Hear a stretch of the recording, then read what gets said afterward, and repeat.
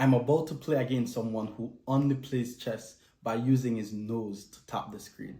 His hands doesn't work, his legs doesn't work, and he's still very strong. But hey, if you want to learn how to beat intermediate players, then use the thought process I'm about to show you. Oh no, I should have gone up.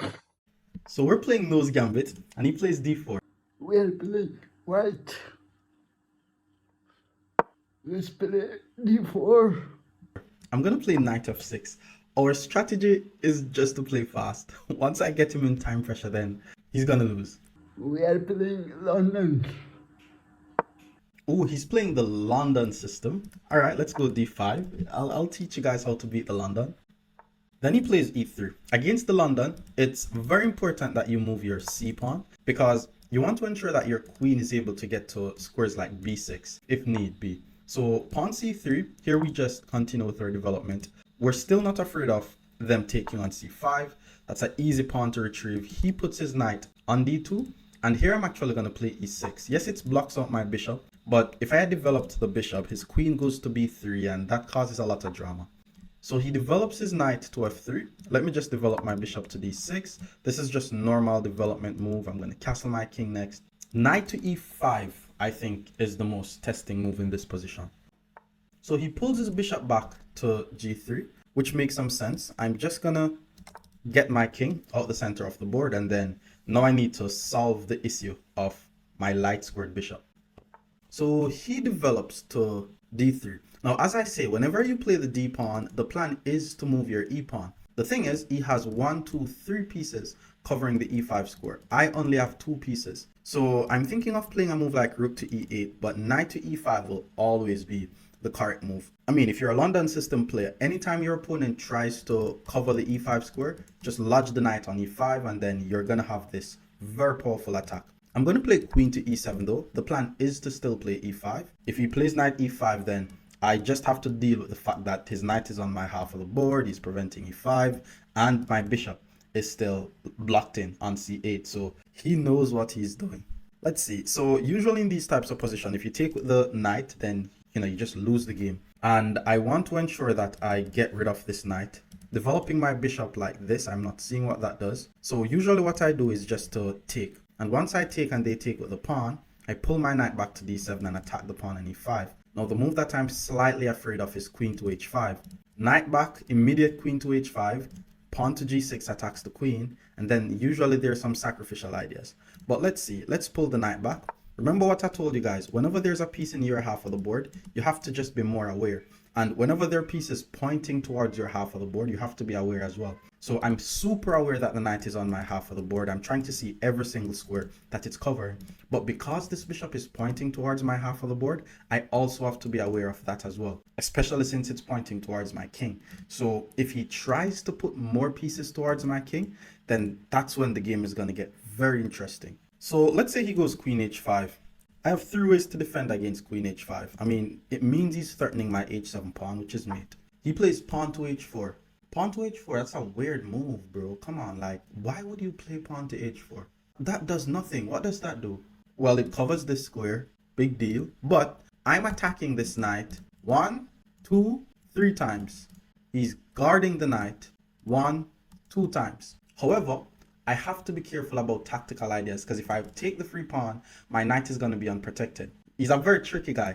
So let's say I play knight e5, pawn e5, and then I play bishop takes e5. He could actually sacrifice his bishop on h7, and then once I takes, he plays queen to h5 check, and then once I move, he takes back his piece with the bishop, and he wins this piece. And if I play g6, queen to h8 is a checkmate. He's a tricky guy, so what do I do? Let's say I play f6. If I play f6, then the queen still comes into h5. And then if I play g6, he plays h5. This guy, he knows a thing or two about chess. Now, remember when I told you guys to be aware of pieces pointing on your half of the board? I'm going to play the move pawn to f5 here. Once I play pawn to f5, I'm basically trying to just prevent his bishop from doing anything. Now it's just pointing towards a pawn chain. And anytime there's a bishop pointing towards a pawn chain, whether it is your pawn chain or the opponent's pawn chain, then it's usually not as active as it should be. Tricky guy. Okay, he gone mad. He gone mad. He took on c5. I told you guys about these types of blunders. It's called a drawback blunder. So, I mean, he's probably expecting me to take back on c5. But whenever the opponent makes a move, you want to ask yourself, what was the drawback of the opponent's last move and how can I exploit it? And before you make a move, you have to ask yourself, what will be the drawback of your move? Clearly, his pawn was guarding the knight. Now it's no longer guarding the knight. Yes, he's attacking my bishop. So instead of taking back the pawn, I'm going to take the knight because he does not have enough defenders on the knight. This is how people blunder. I'll tell you guys, you have to be aware of this idea. So he took with the bishop and I'm going to take with the c knight. So that way my d knight is able to take on c5. So let's take, just like that, we're ahead by a piece. And we know what the plan is when we're ahead by a piece. If you're ahead by a piece, the goal is to start trading as much pieces off the board. He pulls back the bishop. Let's not just take on c5. Now I'm ahead by 3 points. I also want to put a knight on d3. This is just completely winning. Again, look on this bishop pointing towards my pawn chain. Very inactive bishop. And then he plays knight to f3. So he's basically saying, I know that I'm down a piece. I know that when you're ahead by a piece, you should trade material. So let me help you to trade material, kind sir. That's what he's saying. And that's not how you should be thinking. If you're down by a piece, you should try everything in your power to keep as much pieces on the board because you're losing. He's basically helping me to simplify the game. Now, if he takes with the queen, what I'm going to do now is I'm going to play the move knight to e4, put my knight on his half of the board, and let's see if he's going to help me again to trade more pieces off the board. I should be the one who is forcing all the queen trades. All I need to do now is to finish my development, get my bishop out, get my rook out, and then he's going to get crushed. So he castled this king. Fair enough, fair enough. Let me finish my development. Let's go bishop to d7, and this rook, I'm going to put it on the open c file, and then I'll just be chilling. So he pulls his queen back to e2. I think he wants to play f3 to chase out my knight, but that will have a drawback. Keep in mind that his pawn covers this g3 square. So if he plays f3, I'm just going to fork him. So rooks needs files. Because queen e2 didn't really do much, let me just get my rook on the file, putting it on the same line as his king. And then he took my knight. Again, this is helping me. The question is, do I take with the f pawn or the d pawn? If I take with the d pawn, you could say it helps his rook, but my plan would be to get my bishop on this very nice d5 square. So let's take with the d pawn. For now, I'm helping his rook to get a more open file. But once I play bishop to c6, bishop to d5, his rook is just locked in, and my bishop is going to be controlling a nice diagonal. Pawn to f3 was played. Okay, so if I takes, he takes, the rook gets the open file. My plan was to play bishop to c6 anyways. Now if he takes on e4 and my bishop takes, that's a very nice diagonal for my bishop. And I'm sure I already warned you guys that to take is a mistake and you should only trade when it improves the activity of your pieces. So if he takes on e4 and my bishop takes, it would help my bishop, which is why he played f4, because he doesn't want to help my bishop. But if I play bishop to d5, it also helps my bishop. Now, I'm ahead in material. We already established that. So I want to play a move like rook to d8 and trade pieces off the board. But I'm going to play the move bishop to d5 because it's also an attacking move. He has to react to the move. And then after that, my plan is going to be a pawn storm. I taught you guys this. When it comes to planning, you have to think about your pawns. Remember the rhyming words. Planning, pawns, pawn break, pawn storm. It's like, what should I call it? Maybe the 4 P's or something like that. Planning, pawns, pawn break, pawn storm. That's how you plan in chess. He plays queen to h5. Remember what I told you guys as well. Whenever a piece is on your half of the board, you have to be more aware of what's happening. But nothing is happening. I mean, everything is guarded. His queen by itself is not going to checkmate me. So let's not be scared. Let's just go bishop to d3, checking his king, forcing the king even further in the corner of the board. And I'm already seeing some nice ways how I'm going to checkmate this guy. For example, if I could sacrifice a rook here and then the king takes and then I put a queen on a4, then that would be a checkmate. So I'm going to try to play for that idea. I'm going to start by playing the move rook to c6. This is called a rook lift. Whenever you lift a rook with the whole idea of swinging it over to another side. And then he also did a rook lift. He wants to put his rook on g3. I am definitely not scared of that. Like, I mean, nothing will happen. I think his attack is going to be a bit faster than mine though. And I think I should have played queen to f6. Look on this move, guys. If I play queen to f6, it covers the g7 square, which it was already covering the g7 square. But I'm actually threatening to sacrifice my rook on c3. If I sack my rook on c3 and the pawn takes, queen takes c3 is going to be a checkmate. So he won't be able to take. So, well, he has to either resign or get the queens off the board. And if he gets the queen off the board, he's losing, and he saw it. He plays rook to c1.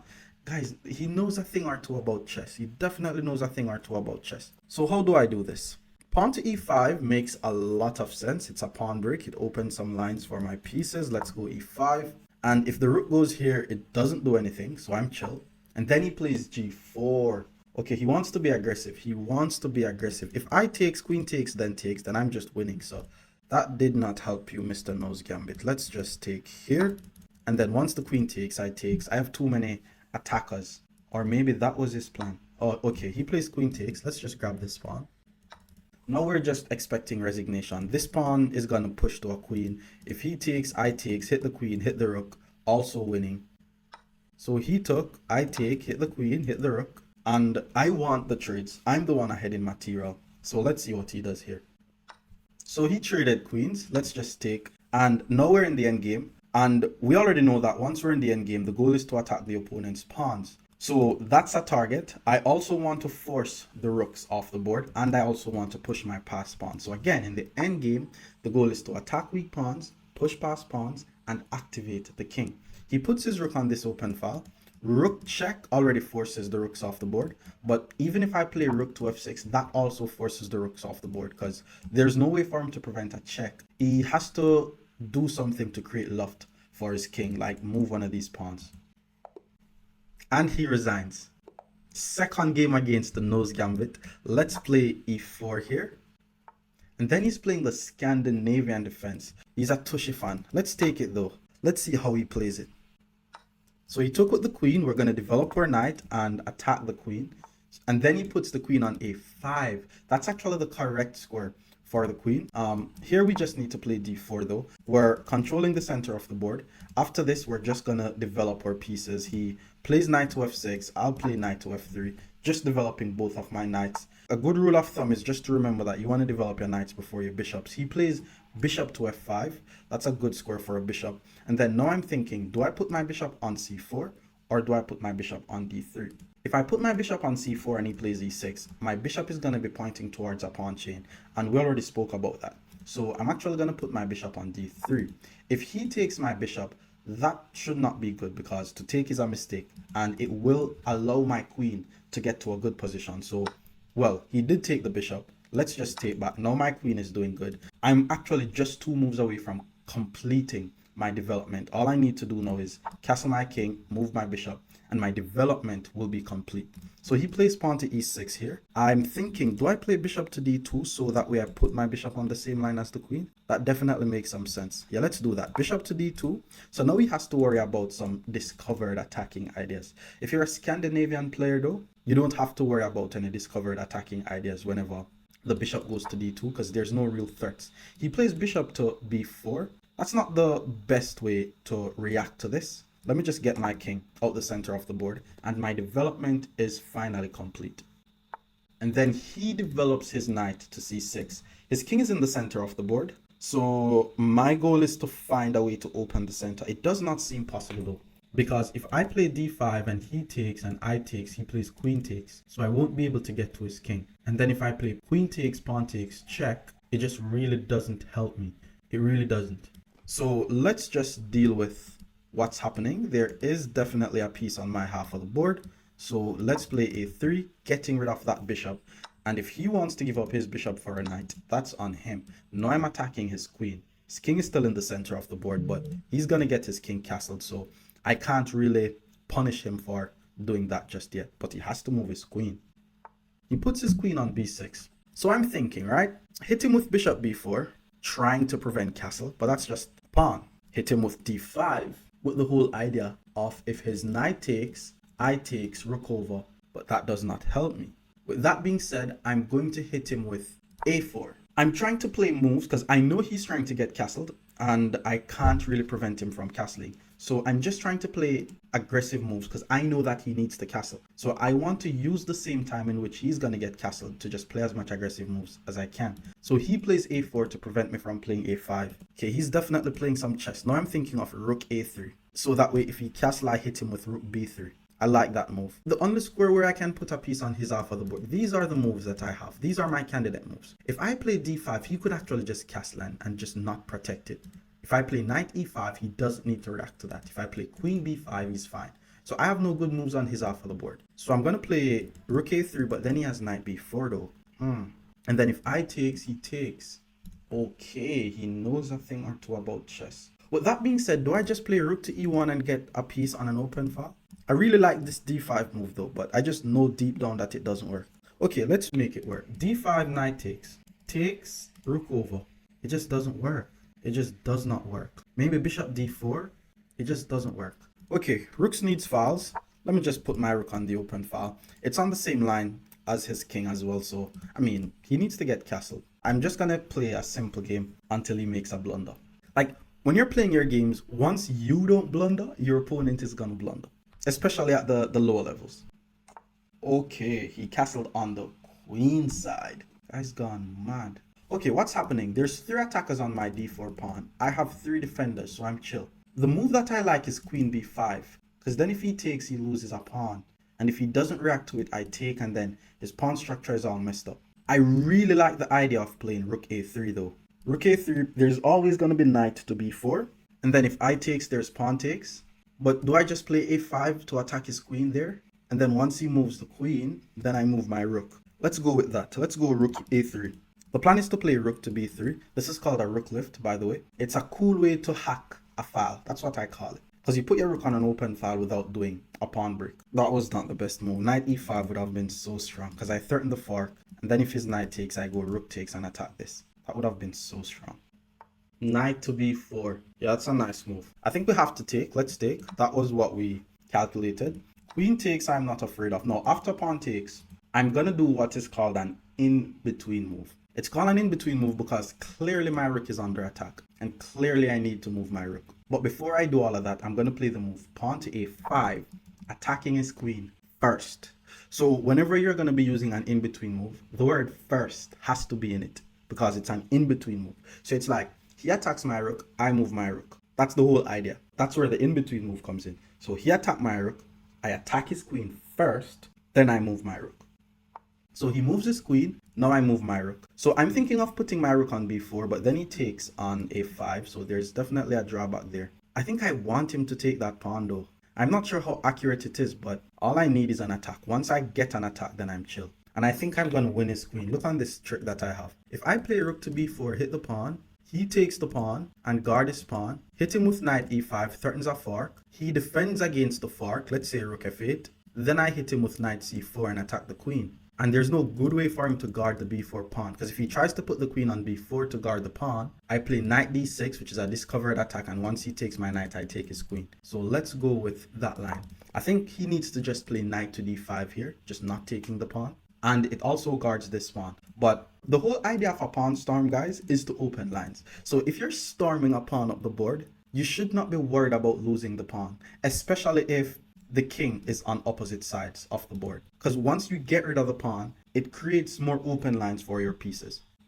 So he took the pawn and he guards his pawn. My whole idea was to play knight e5. I am aware that he could sack his queen. No, he can't sack his queen. He can't sack his queen. So let's go knight e5. So now I'm threatening to fork on f7. So this is what is called the initiative. Initiative basically means you're controlling the match. You know, it's like I play a move, he has to react to it. I play a move, he has to react to it. You know, it's like boxing. You can know who has the initiative if you're watching a boxing match. So now he has to react to the fact that I'm forking him, unless he has some brilliant move. So I'm expecting rook to f8 here. Oh, okay, there's a lot happening. If rook f8, knight c4, obviously if he puts his queen on b5, he loses the queen. He could put his queen on a4. If he puts his queen on a4, I think I should be able to play rook a5. So he just immediately puts his queen on b6, and I tell you, this guy knows something about chess because he did not defend his f7 pawn. And the whole idea is if I dare to touch his f7 pawn, he's gonna take my d4 pawn. This is like peak offense is the best defense, but he's attacking me. I'm not gonna defend against that. Offense is the best defense. So I'm actually thinking of just swinging my rook over to a1, threatening a checkmate first. Then if rook a1, he may have to move his king. to b8. Okay, now it's getting spicy. Now it's getting spicy. Yeah, let's go with it. Rook to a1. Offense is the best defense. The guy's 1500. Notice how he does not defend unless he have to.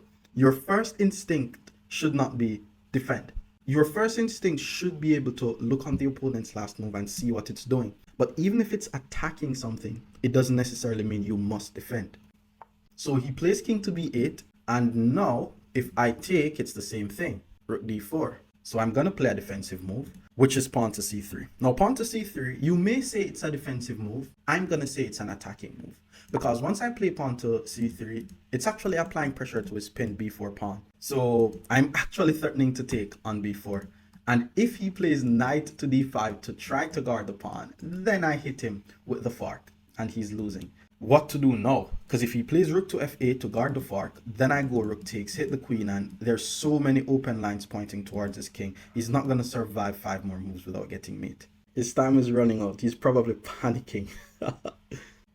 So he guards the pawn with his rook, hit him with rook takes b4. Now he's no longer ahead by a pawn. I'm attacking his queen. I have both of my rooks pointing towards his king. My knight is pointing towards his king side. My queen is able to get to his queen side. He's not going to survive this. Now he plays queen to d6. He is threatening to take my knight, and then if I takes, he takes here. But isn't queen to b5 just GG's? Doesn't he has to resign when I hit him with queen b5? Because I'm threatening mate. Let's go queen to b5. That's a checkmate, sir. The best thing he could do is move this pawn. And if he moves the pawn, there's a drawback. The pawn no longer covers the c6 square. So my knight goes to c6 with check. And I'm not even trying to win his rook. Like, I'm trying to mate the guy. Okay, so he puts his queen here. Look on what I'm about to hit him with. My rook is actually on the same line as his queen. If I could get my queen on a8, that would be a checkmate. So I'm going to play the move queen to a4. My rook attacks his queen, and my queen threatens a checkmate. And this is where the game ends. Oh, he plays queen to a6. That's a free queen, man. Let's just take the queen. That's a free queen. And he resigns. Final game against the nose gambit. And he starts off by playing knight to f3. Let's just play knight to f6. What is he up to? Pawn to g3. Looks like he wants to play like a King's Indian attack type of setup. But we're just going to be following chess principles. Let's put a pawn in the center of the board. And then he plays pawn to d3 here. And okay, what's this? Let's just develop. Let's go bishop to f5. I'm just developing. Bishop to g2 was played. His bishop is on this very nice diagonal. But remember what I told you guys about moves like pawn to c6. If you could get your opponent's bishop to point towards pawn chains like this, then the bishop is not as active. What white needs to do to activate that bishop though is to play moves like e4 or c4 in the future. So he castles his king, and now I'm just going to play the move pawn to e6. Very nice little pawn triangle here. And this is my bad bishop. And by the way, how do you know when you have a bad bishop? You know when you have a bad bishop based on the pawn that you have in the center of the board. So because my pawn in the center of the board is on light square, then my light squared bishop is bad. And if you notice, it's not really mobile. He puts his rook on e1. Looks like e4 will be coming my way pretty soon. I'm going to trick him. Okay, I don't feel bad about the move that I'm about to play. It may not work though, but it's just an idea because I know that he wants to play e4. So I could actually play bishop c5. And it's not really unethical because it's a development move. And if he plays d4, then it weakens the e4 square. And he's no longer able to play e4. But if he plays knight d2, well, if he had played knight d2 with the whole idea of trying to play e4, then he would have lost his queen due to this sacrifice. So he plays bishop to g5. As I say, the guy knows something about chess. I'm attacking f2 though, and the bishop moves to g5 and it's no longer guarding b2. So the question is, if I hit him with a move like queen to b6, does that mean he has to play d4 and just gives up the whole idea of trying to play e4? I think so. Let's go queen to b6. Hitting the pawn on f2, hitting the unprotected pawn on b2. How does he react to this? If he plays d4, yes, my bishop is under attack. I'll just pull it back and he has to spend some time guarding his b2 pawn. So he plays pawn to e3. That was not a good defensive move. He should have played d4. That would be a better defensive move. Because now I'm going to play the move queen takes b2, which attacks his rook. And just like that time ahead by a pawn, he should have played d4. I guess he just really wants to play e4. The thing is though, if I take on b2, he plays knight d2, with the threat of rook b1. And then he's going to take on b7, and that seems like it's too much drama. So let me just develop. Let's just develop, get the king castled before we try to grab pawns. And the good thing about this is, in chess, the threat is usually better than the execution. So just the fact that I'm threatening to take the pawn on b2, he has to spend at least one move trying to guard the pawn. And if you notice, he's not trying to guard the pawn because of the same idea. If I take the pawn, rook b1, and he takes this pawn, and I think he wants to play e4, but e4 won't be possible since it'll lose f2. So let me just get my king out the center of the board. And again, this is what peak development looks like. If you want to know whether you should start your attack or not, your king and your rooks should be the only piece on the background. Then he plays knight to b3. He guards his b2 pawn and he attacks my bishop at the same time. It's a good move. Okay, let me just pull back my bishop. That's fine. He's playing some good chess. He's playing some good chess. Knight to h5. I think he wants to play e4 and then e5. He's trying to win some material. I could just pull my bishop back to g6, but we all know the drill. Offense is the best defense. He's attacking my knight. I'm going to play the move bishop to g4 and attack his queen. And if he plays f3, then it basically means his own pawn is blocking out his bishop, and I'll be fine with that. I'll just pull my bishop back to h5. It's also time we get this bishop off our half of the board. I think he's going to take my knight, which is why I was not in any rush to play h6, because the moment I play h6, he's just going to take the knight. Queen to d2 was played, so he moves his queen. Eventually, he's going to chase out my bishop. I am expecting that. Question is, do I play e5 or do I just play h6? I like h6. I mean, need to get rid of that bishop anyways. He has a very solid position. So h6 takes, and then he's going to play h3. And then if I pull the bishop back and he plays g4 and I go back, his knight takes, my f-pawn is forced to take, and that's not something I like. Alright, this is getting a bit spicy. What to do? Okay, I'm going to play rook to d8 here. There's so many pieces in the way, but my rook is on the same line as his queen. I mean, that has to count for something. And then he plays e4. Okay, we have to be careful here. We have to be careful. I have to be very careful. I don't want him to play e5 and 4. I think I'm going to take though, because once the pawn takes, then it gives my rook the open file. So let's take. If he takes with the pawn, my rook gets the file. If he takes with the bishop, I should be able to take the bishop and then deal with the fact that my rook is under attack. He took with the pawn. Now, I like moves like knight to e5 because there's no f4. Okay, if I play knight e5, he takes, and queen h6 though. Okay, do we just play bishop e5 here? It's a nice move. It's also an attacking move. It applies pressure to his b2 pawn and it moves one piece out the way, so I can always attack his queen on the next move. Let's go bishop to e5 here. I'm attacking this. It opens the line for my rook because now all I need to do is move this and then his queen is going to be under attack. Pulling the bishop back to e3 to attack my queen looks like something, but at least it breaks the pin on my rook. Okay, he plays h3. The guy doesn't care. He does not care. Which means if I take his rook, he takes my bishop. Okay, what if I go knight c5, hit the queen, and then he puts the queen here. Knight c5 hits the queen. Queen goes here. Grab the knight. And if he plays pawn takes, there's bishop d4. If he plays queen takes, then what? He's attacking my bishop, but there's no way the correct move is to move the bishop because offense is the best defense. Knight c5, there is queen a5. And then if I grab the knight, he takes back, and then my bishop is still under attack, and my a7 pawn is under attack. And if I move my bishop, he takes my a7 pawn. That's very strong. Well, there was a drawback. Once he plays h3, the g3 pawn is no longer guarded. So I'm also thinking of bishop takes because the f pawn is pinned. But that doesn't help my position right now. Knight c5, queen a5, bishop takes. Knight c5, queen a5. Okay, knight c5 doesn't work just yet. That's a nice move. That was just a nice move. Okay, let's go for it. Let's go knight c5. If queen a5, I'm just going to take the queen. And if knight takes, my b7 pawn is guarded. So that should give me some time to save my bishop. And he still has to invest some time to guard his pawn. I only have a minute on the clock, so I have to be careful here. Worst case scenario, we're definitely flagging him. Queen to e3 was played. What was I thinking again? Take the knight, pawn takes, bishop d4. Take the knight, takes. Oh, let's take. We're in time pressure. The time is running out. Let's take.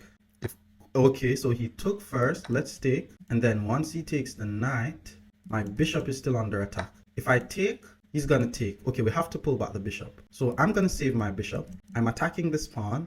Pawn to c3 is just so strong. He plays g4. Okay, let's go back. Saving my bishop. If knight takes, I just takes. I'm chilling. All I need is for him to play the last defensive move. He pulls back to f3, but that's a pawn, sir. If rook here, I go here. Let's grab the pawn. What is this? That's a pawn. Rook here. Okay, let's hit the rook. Let's hit the rook. I think I'm gonna lose a piece. Rook e3. Yo, what is this guy doing? Okay, I have to take, and then he's gonna take here. Yo, this guy's, I'm gonna flag him though. Oh, but I have 28 seconds. So he needs to take here, and then I take. But then he just needs to attack my knight and wins a piece. Oh, that was not, oh, he missed it. What? Okay, let's take the bishop. He's probably gonna take my bishop.